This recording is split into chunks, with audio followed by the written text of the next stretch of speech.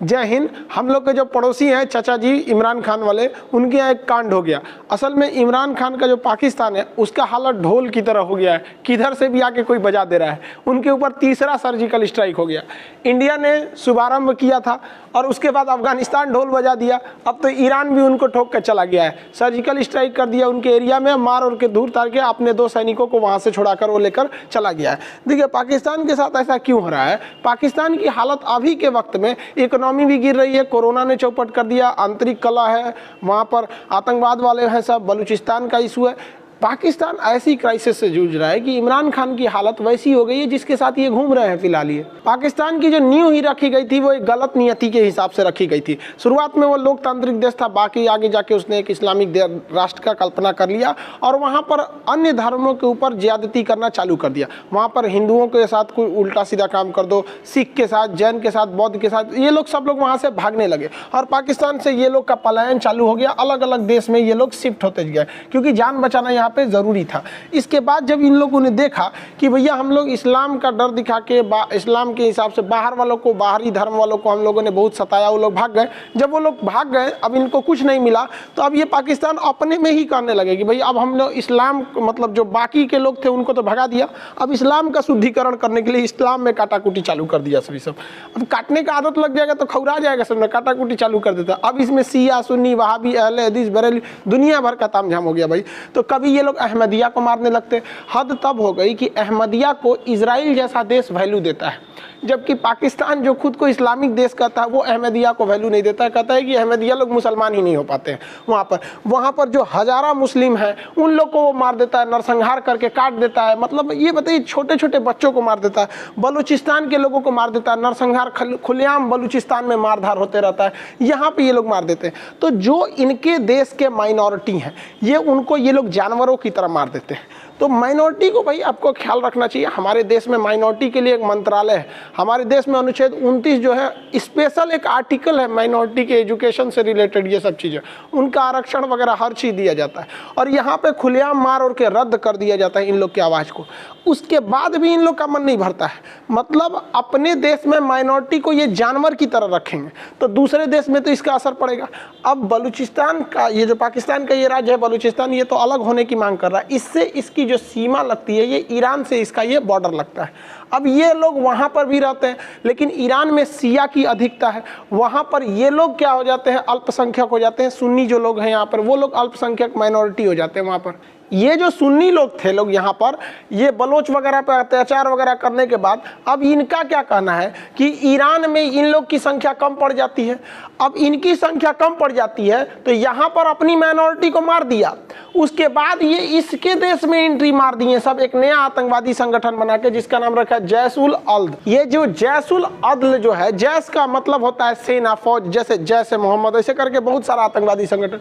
ये क्या कह रहा है कि ईरान में जाके हमला कर देता है कि तुम यहाँ पर सुन्नी पर अत्याचार ना करो, जबकि आप अगर देखेंगे तो ईरान के ऊपर कभी भी इस बात का आरोप नहीं लगा है कि वहाँ शिया सुन्नी का बवाल होता है। हालांकि ईरान में जब ईरानी रिवोल्यूशन हुआ था, वहाँ अमानुल्लाह खोमैनी जब आए थे तो एक अलग मैटर है जब वहाँ पे जो ये रिवोल्यूशन हुआ था, लेकिन वहाँ पर 80% से ज़्यादा आबादी वहाँ पर शियाओं की है। लेकिन वहाँ पर कभी भी आप नहीं देखेंगे कि शियाओं ने क्या किया, सुन्नी के ऊपर बहुत ज़्यादा ब्लास्ट कर दिया, ये सब टाइप का नरसंहार नहीं होता है। लेकिन पाकिस्तान में बहुत ज़्यादा नरसंहार होता है और इन गधों ने क्या किया है, कहा है कि जो यहाँ पर माइनॉरिटी रह रहे हैं ना, इनको तुम मत मारो।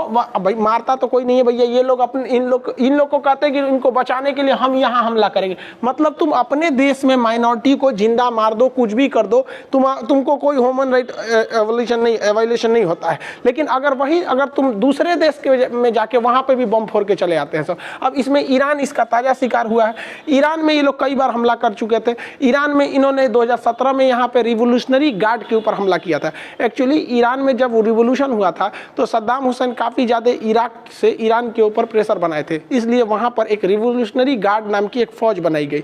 ये क्या थी कि फ़ौज में से ही जो कुछ चुनिंदा फौजी थे उन्हें निकाल कर बनाया गया था रिवोल्यूशनरी गार्ड। इसी के कमांडर थे कासिम सुलेमानी, जिसे पिछले साल डोनाल्ड ट्रंप के इशारे पर ड्रोन हमले में इराक में मार के गिरा दिया गया। 2018 में भी हमला हुआ, दो बार 2018 2018 में जो जैशुल अदल जो संस्था है, आतंकवादी संगठन है, उसने 2 बार 2018 में हमला किया। एक बार चाबहार पोर्ट पर हमला किया था, तो हालांकि चाबहार पोर्ट पर कोई ज़्यादा इफेक्ट नहीं पड़ा। फिर 2018 में ही एक बार हमला करके 12 रिवोल्यूशनरी गार्ड को वो लोग बंधक बना के पाकिस्तान में लेकर चले आए थे, जिसमें एक रिवोल्यूशनरी गार्ड की मृत्यु हो गई थी। बाकी 9 को लोग वापस नेगोशिएट करके छुड़ा लिए थे। वहाँ पर 2 रिवोल्यूशनरी गार्ड ईरान के वहाँ पे बच गए थे।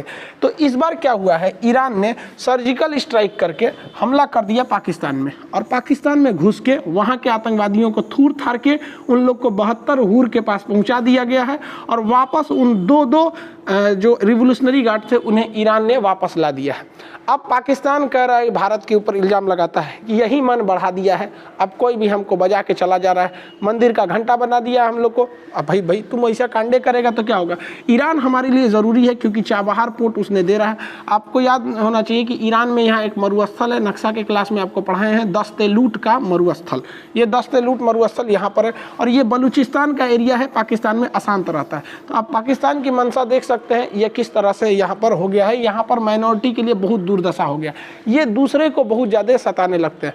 अब जैसे अफगानिस्तान को ही देख लीजिए, अफगानिस्तान अभी अर्थव्यवस्था को लेकर परेशान है। वहाँ के तालिबान वालों ने बामियान में महात्मा बुद्ध की मूर्ति पर बम लगा के उड़ा दिया, जबकि महात्मा बुद्ध की पहाड़ काट के वो सबसे प्राचीन मूर्ति थी वहाँ पर।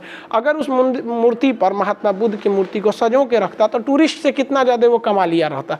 हम लोग के बिहार में भी अगर आप देखेंगे तो राजगीर में, नालंदा में कितने बौद्ध भिक्षु आते हैं वहाँ पर, गया में देखने के लिए महात्मा बुद्ध के स्थलों को।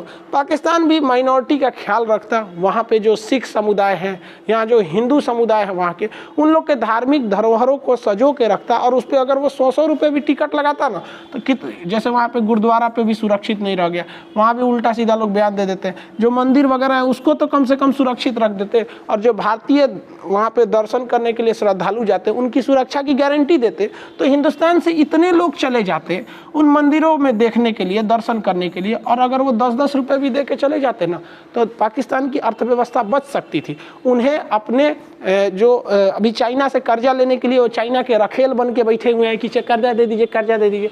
सऊदी अरब वाला कर्जा दे देता है, तो कर्जा लेके चलते। भाई साहब, टूरिस्ट में बहुत बड़ा बिजनेस होता है ये टूरिस्ट, तो सबको मिला के रखेंगे, आपका देश शांत रहेगा तब ना लोग आएंगे आपके यहाँ। ऐसा कांड करते रहेंगे, अपने यहाँ जो मार रहा है उसको मारबे करते हैं। कश्मीर में घुस जाइएगा, कभी इधर हमला करेंगे, ईरान में कुछ आओ ससुरा नहीं, तुम ये फाटल ढोल है पाकिस्तान पूरी तरह। आने वाले वक्त में पाकिस्तान के ईरान से रिश्ते कुछ ज़्यादा बिगड़ेंगे, या तो फिर उसके सऊदी अरब से बिगड़ेंगे। किसी से भी बिगड़े हमारे लिए फ़ायदा है। रीज़न क्या है, हमारी ईरान से भी बहुत अच्छी दोस्ती है और सऊदी अरब से भी बहुत अच्छी दोस्ती है। सऊदी अरब में हमारे यहाँ से बहुत सारे लोग काम करते हैं, तो ईरान से हमें पेट्रोल मिल जाता है, तो ये फ़ायदा। लेकिन जब से जो बाइडन आए हैं, जो बाइडन जो है ईरान को तवज्जो देते हैं, ईरान को वैल्यू देते हैं, और वो सऊदी अरब को पसंद नहीं करते हैं, यहाँ की राजशाही को पसंद नहीं करते हैं। इसका मतलब अब सऊदी अरब के ऊपर दबाव बढ़ेगा और ईरान से प्रेशर हट जाएंगे, जिस वजह से मजबूरी में पाकिस्तान, देखिए पाकिस्तान भी एक सुन्नी कंट्री है, सऊदी अरब भी सुन्नी कंट्री है, तो ये दोनों मिलकर ईरान के ऊपर प्रेशर बनाएंगे। ये भारत के लिए बेहतर होगा, क्योंकि इसी पाकिस्तान के प्रेशर को न्यूट्रलाइज करने के लिए ईरान दबकर अपने प्रेशराइज महसूस करेगा और भारत को चाबहार के थ्रू रेलवे लाइन की कनेक्टिविटी को सुगमता से उपलब्ध करा देगा। अब इन लोग के सामने गजब समस्या आ गई है। ये ट्रंप के शासन में ये लोग बहुत उड़ रहे थे। ट्रंप का शासन जो था ईरान के लिए एक ब्लैक एरा के तौर पे था। ट्रंप जैसे चले गए, आप देखते होंगे ईरान अब खुल के आ रहा है, क्योंकि ट्रंप के शासनकाल में ईरान को बहुत दबाया गया था, उनके वैज्ञानिकों को मार दिया गया, सेना प्रमुख को मार दिया गया, कासिम सुलेमानी। तो ईरान के ऊपर एक प्रेशर था, उसके सेना का मनोबल कम हो रहा था। अब इस सेना का मनोबल कैसे बढ़ाया जाए, तो सेना का मनोबल बढ़ाने के लिए थूर दिया गया पाकिस्तान के बलूचिस्तान में घुस के ईरानी रिवोल्यूशनरी गार्ड द्वारा, और वहां के आतंकवादियों को कूच कांच के और जो उनके सैनिक जिन्हें बंधक बनाया गया था वापस लाया गया, जिससे कि ईरान का थोड़ा मनोबल भी बूस्ट हो गया। और ईरान ने दिखा दिया है कि अब जो बाइडन आ गए हैं, अब वो धीरे धीरे अपना विस्तार करेगा। अब पाकिस्तान के लिए गड़बड़ है, सऊदी अरब के लिए भी गड़बड़ है। इस ससुरे लड़ते रहो लोग, भाई साहब हमको यहाँ से तेल चाहिए, यहाँ से रोजगार चाहिए, तेल खत्म, तुम लोग का खेल खत्म। आई होप आप इसे समझे होंगे। नेक्स्ट वीडियो में हम लोग म्यांमार के तख्ता पलट के बारे में चर्चा करेंगे, और नेहरू जी ने जो उस म्यांमार को कोको द्वीप दे दिया था, उस पर म्यांमार ने उसे चाइना को गिफ्ट दे दिया, वहाँ चाइना की नौसेना आ गई, भारत ने पहले क्या गलती कर दिया था, इस सब की चर्चा अगले वीडियो में करेंगे। तब तक के लिए जय हिंद।